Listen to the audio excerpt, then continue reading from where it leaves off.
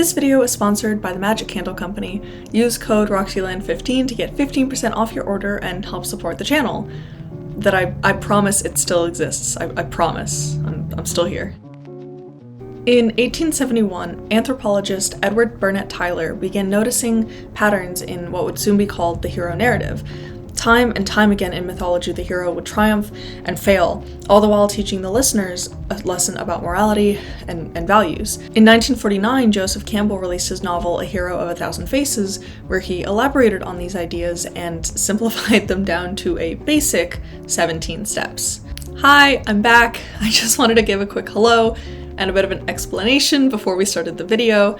I recently started a full 40-hour-a-week, 9-to-6 job, so it's been a little bit difficult to release videos, but I'm really looking forward to starting this back up in the new year. But I sincerely wanted to thank you all for sticking with me, people who are still here for sort of the past few months of radio silence. So thank you, and now on to the video. I would argue that audiences today have a pretty innate understanding of story structure. If I told you the story that I said, I went to the grocery store and then I went home, you'd be pretty bored and you'd be like, that's not a story. But if I told you a story where I said, I was really craving mac and cheese and I went to the grocery store and they were out of it and I had to battle people in the aisles and I was knocking over shelves and I battled a dragon in like the soup aisle, and you know, I had to chase somebody to get the last mac and cheese and I finally got it and I took it home and I ate it and it was delicious, you'd be a little bit more invested and interested in the story. We all understand that stories need to have stakes and tension and conflict. Most likely when somebody says that they didn't enjoy a movie or a TV show, or they thought it was boring, or even just that they didn't like it, usually that boils down to a faulty story structure. Before diving into all of this, let's talk about story structure and sort of what that exists. Now, let's talk about story structure and sort of what that entails. Whether you prefer Joseph Campbell's hero's journey or Blake Snyder's Save the Cat, the basic stepping stones are as follows. For Act 1, we have the setup, which is setting up the world of the characters before the journey, and then a conflict or a problem arises, and the hero ultimately has to accept and then begin said journey. Act 2, we have the heart of the journey. We have the trials and the tribulations, the hiking, the meeting new people, and the bad guys begin to close in. The hero is tested and tested and tested, and we, at the end of Act 2, have our lowest point. There is seemingly no coming back for the hero. Act 3, the hero ultimately prevails.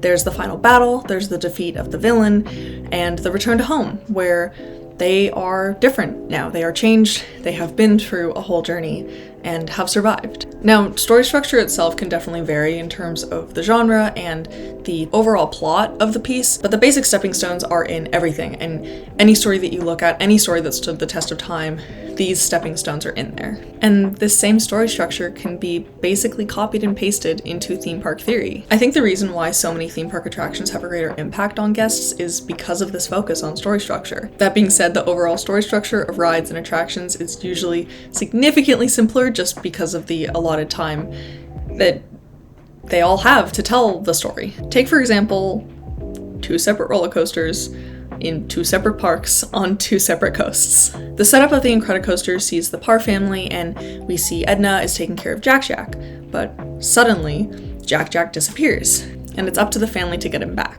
Here is our break into Act 2 that we spend chasing Jack Jack down with the rest of the characters. Ultimately, we break into Act 3, get Jack Jack back, and he's reunited with his Auntie Edna. Now, on the other coast, we have the high-speed green machine of the Incredible Hulk. Here, the basic story is that we are all going to be a part of a dangerous science experiment, but when suddenly it goes wrong, we are all turned into the Hulk. We twist and we turn over dangerous waters and feel what it would feel like to be given that much power. Now we are ultimately returned back to the station safe and sound and back to our normal selves. The story structure is a bit less spelled out, but the beats are still there. Now, there are some rides like Big Thunder Mountain and Haunted Mansion that follow a little bit less of a structure, but there's still an introduction to the world, and we're faced with conflict and, at times, sort of the fate of our own survival. But these rides are still able to stand the test of time because of the technical marvel that they were and still are today. Looking at this in the simplest of terms, conflict is both the main driving force of story structure and theme park rides. To better illustrate this, let's go back to actually where the whole idea for this video began, which is the rides at Universal Studios Hollywood, which, yes, does include Fast and the Furious Supercharged. Family. Here is sort of the overall conflict, or the oh no for every ride. Fast and the Furious Supercharged. Oh no, Owen Shaw found us. Despicable Me Minion Mayhem. Oh no, Agnes can't deliver her present. Harry Potter and the Forbidden Journey. Oh no, literally everything is attacking us. Jurassic World. Oh no, the dinosaurs are out. King Kong 363D. Oh no, a dinosaur is attacking our tram car. Revenge of the Mummy. Oh no, a mummy wants all of our souls. The Simpsons ride. Oh no, Sideshow Bob is trying to kill us. Transformers the Ride 3D. Oh no, Megatron is after the Allspark. Ultimately, good prevails in all of these rides, and we are returned safely back to the loading dock, but still changed as people, and kind of heroes. With the other rides in the park, they rely on a little bit more experiential aesthetics rather than concrete story structure. So Mario Kart Bowser's Challenge lets us enter the world we once could only access through video games.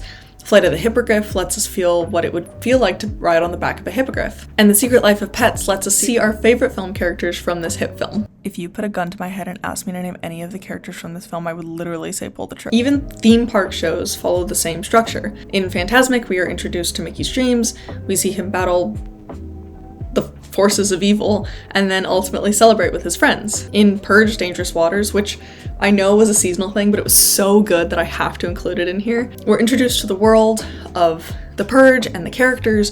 We see the Purgers battle the Senators and get to see them celebrate their defeat. Even in the fireworks show Wondrous Journey, we get to see the many arcs of many Disney characters throughout the company's history and the overall conflict of self and self-confidence, which is very deep for a fireworks show, but still good. The importance of story structure, or at the very least conflict, can be seen in the reception of many roller coasters. Despite often being architecturally impressive or seemingly able to defy physics, many roller coasters lack this element of story structure that I think so many guests crave. It could be argued that the conflict is the thrill of the roller coaster and the fear that often accompanies that thrill, but there are so many examples of roller coasters that have been able to match this thrill and impressiveness with a story as well that it's kind of hard to defend the storyless roller coasters.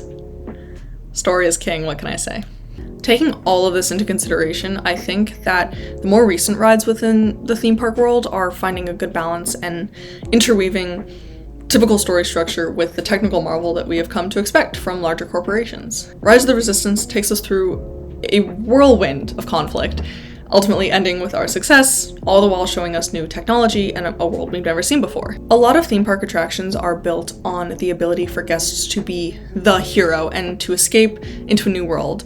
So in the Venn diagram of story structure, technical marvel, and escapism, in the center, you can find the perfect ride. Rides like Flight of Passage, Remy's Ratatouille Adventure, and Mickey and Minnie's Runaway Railway all align with these ideas. It's clear to see that these rides are where themed entertainment as a whole is heading, and I don't think guests will settle for less. Obviously, we still need our teacups and our Flight of the Hippogriff to act as people eaters and less popular rides that we can sort of knock off during the day at the park, but when it comes to the peak, tippy-top, the e-ticket of attractions, rides will need to be in the center of the Venn diagram in order to keep guests happy and, most importantly, entertained. Before I end the video, I do want to say that none of this is said to discredit attractions that don't fulfill all three categories, but simply to re-examine the future of theme park attractions and location-based entertainment through kind of an analytical lens.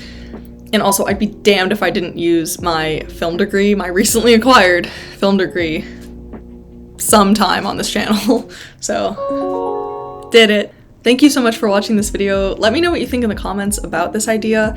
I've been thinking about it for a while and been trying to put it into words, so I just sat down and did it. You can follow me on Instagram and TikTok at Roxyland Media, and I will see you all next time. Whenever that is, but hopefully soon. But anyways, goodbye.